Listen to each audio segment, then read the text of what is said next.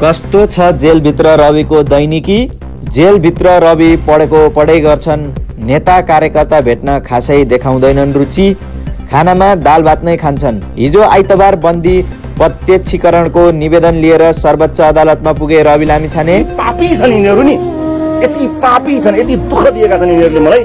सामान चोरेर लग्यो भनेर लेख्न सक्ने सिकाउँदैनन्, लेख्न सकी भनेर हेर्न च्याउन शब्द गए। आदरणीय दर्शकबिन नमस्कार। राष्ट्रिय स्वतन्त्र पार्टी रासोपाका सभापति रवि लामिछानेलाई गैर कानुनी थुनामा राखिएको भन्दै सर्वोच्च अदालतमा बन्दी प्रत्यक्षीकरणको रिट दर्ता भएको छ। हिजो आइतबार रवि पत्नी निकिता पौडेलले सर्वोच्चमा रिट दायर गरेकी हुन्।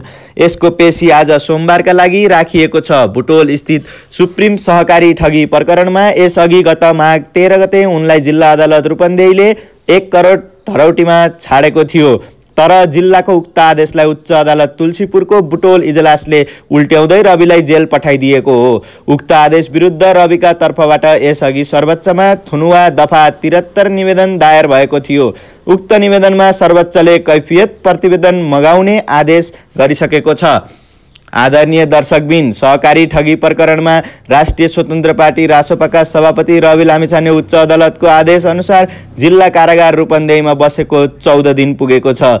चैत 22 गते उच्च अदालत तुलसीपुर बुटोलको आदेशसँगै पक्राउ परेका लामिछानेलाई जिल्ला कारागार रूपन्देहीमा 25 गते ल्याइएको हो। जिल्ला कारागार प्रशासनले कोभिडको बेला निर्माण भएको एउटा सानो तथा छुट्टै कोठामा लामिछानेलाई राखेको छ। कोभिडको बेलामा त्यो कोठा निर्माण भए पनि प्रयोगमा आएको थिएन।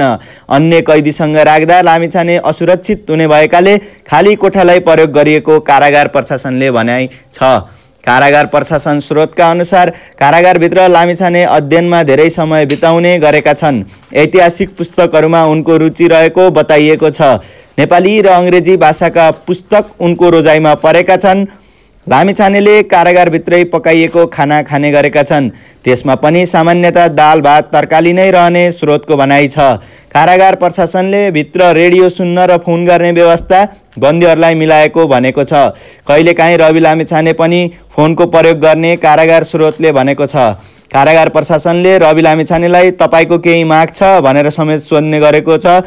जवाबमा उनले केही छैन, जे छ ठिकै छ, कारागार यस्तै त हो नि भन्ने गरेको स्रोतले बताउँछ। आज सोमबारको पेशीमा के होला त सर्वोच्च अदालतमा?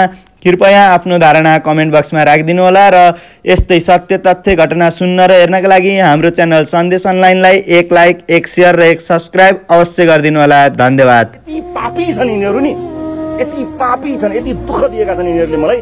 सामान चोरेर लग्यो भनेर लेख्न सक्ने सिकाउँदैनन्, लेख्न सकी भनेर हेर्न च्याउन शब्द गए। पापको पनि एउटा सीमा हुन्छ। यति पापी छन् यिनीहरू नि।